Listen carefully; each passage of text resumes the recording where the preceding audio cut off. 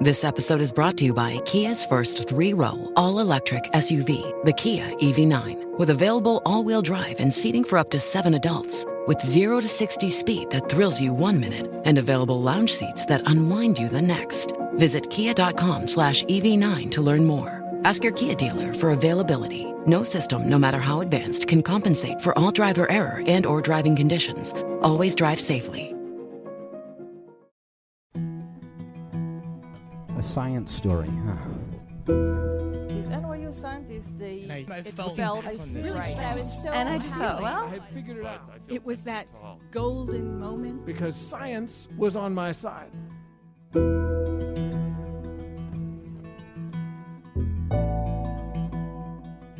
Hey everyone, I'm Ben Lilly, and welcome to the Story Collider, where we bring you true stories of how science has affected people's lives. This week's story is from Andrew Revkin. The story was recorded in March 2013 at Union Hall in Brooklyn. The theme of the event was brain awareness. So when I was a kid, I wanted to be a scientist, but then actually a marine biologist, and actually at one point briefly an MD. But then I learned later from my sister-in-law, much later, she teaches learning disabled kids, and she said, "You're way too ADHD to get a PhD. You never were going to do that." So I became a journalist, and I ended up writing about all this stuff. But the one thing you learn one thing I learned as an ADHD journalist and now blogger, which is even worse, meaning I'm thinking about everything all the time. And the one thing I don't think about almost all the time is the thing I think with, my brain. And that's kind of why I like the idea of Brain Awareness Day, week, month, year. But I had this moment a year and a half ago when my brain kind of forced me to think about it. And I'm going to tell you about this little experience, which is interesting. It was July. It was the first day of July, beautiful day, 4th of July weekend, Friday. And I was running with my son. This is my older son, who had recently spent time in the Israeli army. So he's a rugged young man. He was about 20 years old at that time. And I'm not a rugged middle-aged man. I was a 50-something person who was not even a lapsed exercise person. I just never really have exercised enthusiastically. But this was a moment for us to bond. We live in the Hudson Valley. There's a trail near my house called the Chimney Trail. It goes up this wonderful wooded path to this open space on the top, and you can basically see forever. You see the Storm King Mountain and everything. And so we were going to run up this trail that I normally walk up. And again, I had this young 20-year-old personal trainer saying, "Come on, Dad, you can do it." And you don't want to disappoint, right? So we're going up through the woods, beautiful mottled kind of light, the light you get in deep woods, shafts of sunlight and stuff. And we're running and running. And I'm getting more and more winded, not surprised. And there's this real steep moment, a turn in the trail where I just had to stop. I said, "Daniel, wait a minute, I got to catch my breath." And I was kind of like this. And he's like, no, come on, Dad. And again, it's your son. I haven't seen him in a couple of years. So go, okay. And now I'm really feeling it, though. So I kind of finally say, "Daniel, you know what? You're going to have to finish this on your own. You get to the top, come back down and meet me, and we'll go down." So he did, and he got the beautiful view. And then we're going down through the woods, and I started to realize something is really strange. And what's strange is that my left eye is insisting that the world is paisley, like looking through a curtain, but only with one eye. And I kind of sort of try to blink it away, thinking, well, it's just the light in the forest, it's kind of mottled. And so we're going down the trail, and I test this, squinting, and it's still weird. And we get down to the car, we're out of the woods now, and I realize I'm a quarter blind. This one eye is half blind in kind of a patterned way. And I said, "Daniel, I think something's really wrong here. Why don't you drive the car when we go back to the house?" And my first reaction was to take a shower, try to cool down. Maybe it was just overheated. So I do that. And my second thought, and this was almost unconscious, I kind of was thinking, so, I've been writing about science for decades, so I know stuff, a little bit of stuff, including about the brain. And I'm thinking, could this be a stroke?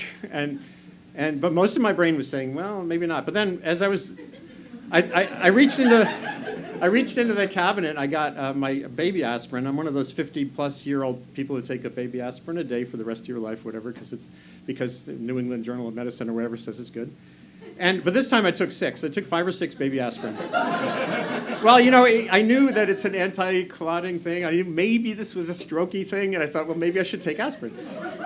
And so I took a half dozen baby aspirin, which is maybe 80 times 5, a little more than, maybe like 2 adult aspirin, not quite. And then I called my doctor's office. I should have done that in reverse order, maybe. But they said, it was 4th of July weekend. They said, just you should go to the emergency room. This is weird. So I go to the emergency room. Triage time. I'm sure many of you have been through triage in an ER for something. I have a couple times. And so this time, though, it was like triage in super slow-mo. It's like those super slow-mo YouTube videos that my 14-year-old son likes to watch, where there's this guy. It's like jumping. They'll jump onto a giant water balloon that takes a minute to pop, because it's all in super slow-mo. Go on YouTube. It's really cool. But I thought my life was essentially super slow-mo at this point. It was like everything. They were doing their tests. They were putting me through this. They gave me a CAT scan. The CAT scan said I don't have a stroke, so I hadn't had a stroke, which is really cool. And but something was still wrong. The eye was still this. And the nurse gave me an eye test. I'm looking at the chart across the wall about like this. And I could see the letters, and she's going like this. And then I realized when I was using my left eye, I couldn't see her hand. So I can see the letters pretty badly, astigmatism, but I could not see the woman's hand pointing at the line of letters. I said, this is really weird. So they were about to discharge me, because remember, no stroke, my vital signs were okay.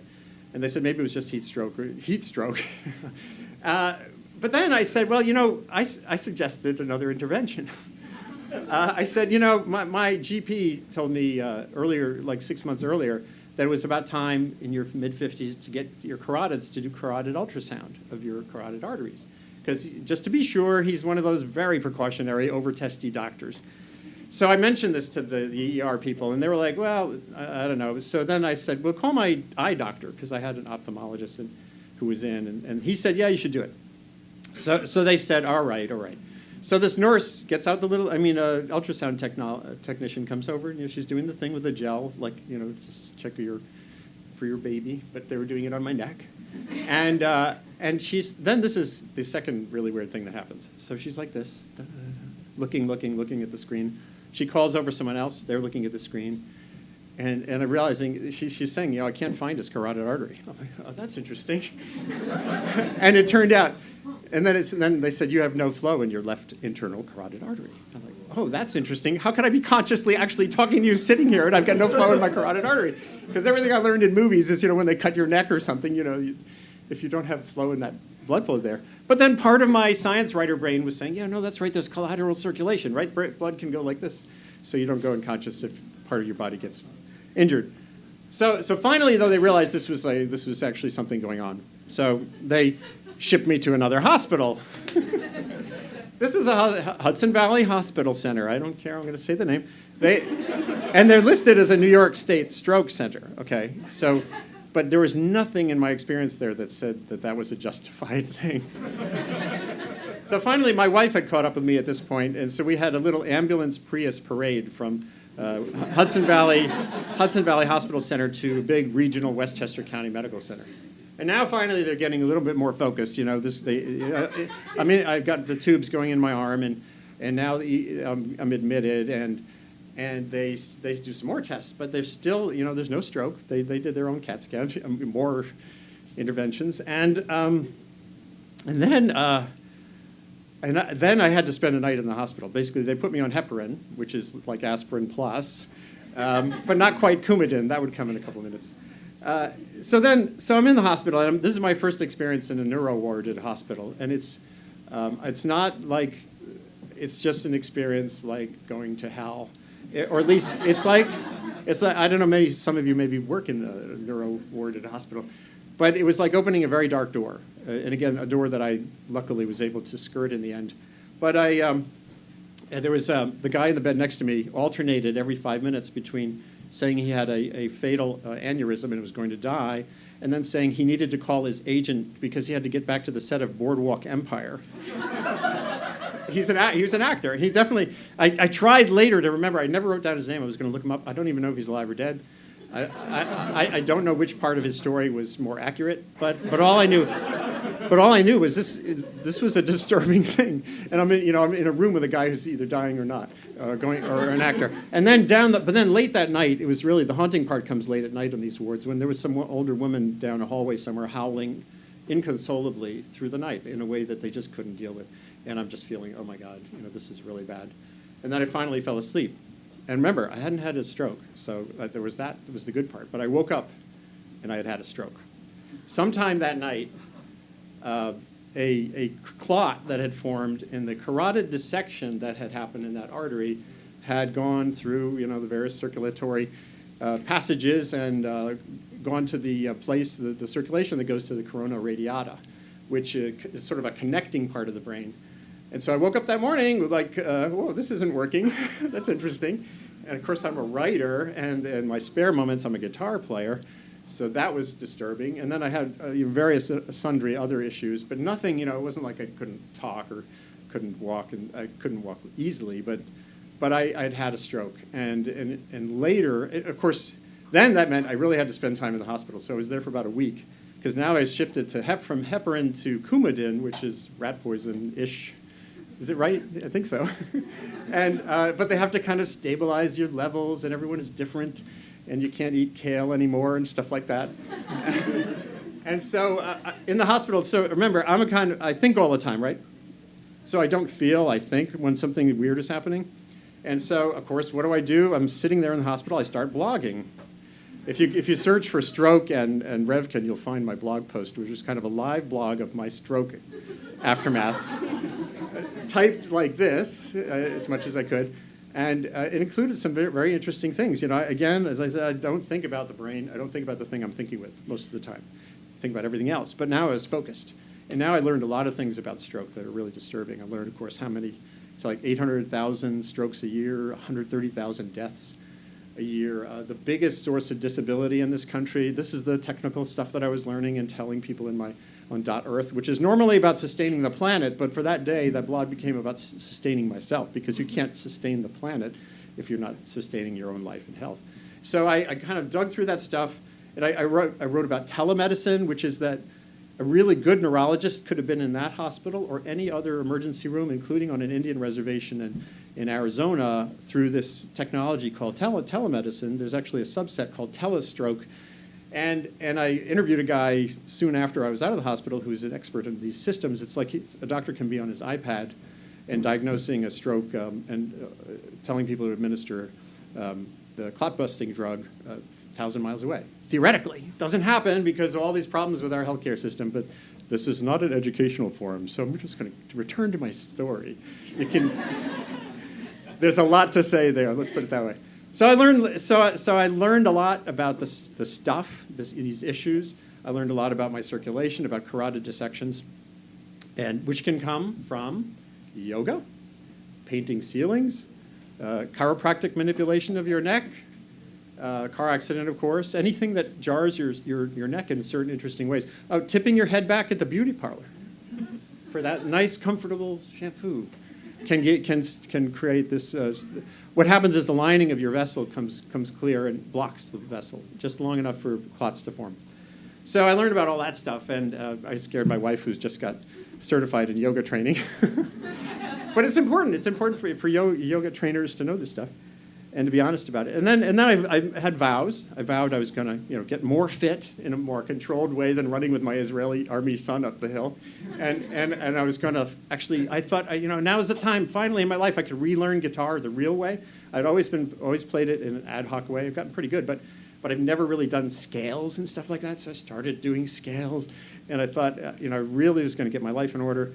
And then, of course, I just became me again. And one of the biggest lessons of my stroke was not those things, but that, to some extent, you are who you are, and getting comfortable with that is just part of.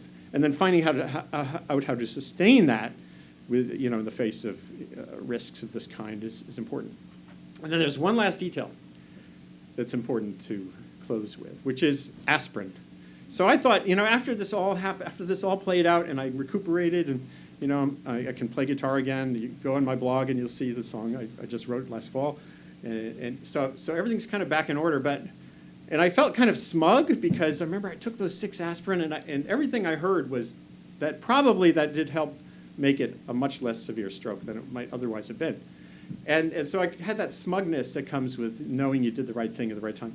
And then, of course, when I was doing some of this post-game learning, I learned that about 15% of strokes are not from a clot, but are from hemorrhaging in the brain. And if you take aspirin, when you're bleeding, you die. So, in fact, just this weekend, I was at a restaurant with some people, and her ex-husband actually had that just happen. But in the end, so smugness is something to try to do away with when you're confronting these kinds of issues. And that's the story of my lucky stroke. Thank you.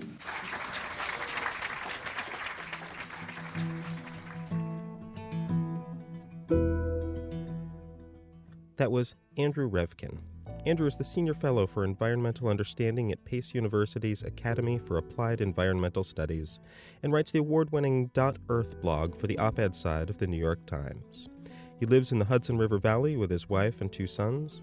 In spare moments, he is a performing songwriter and plays in a twangy roots jam band, Breakneck Ridge.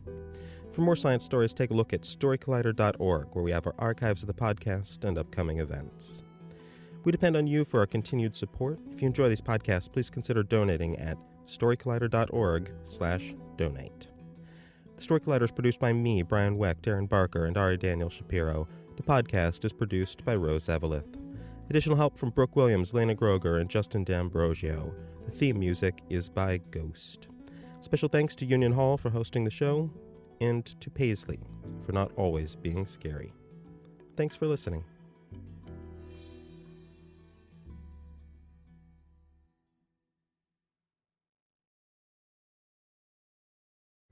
Pulling up to Mickey D's just for drinks?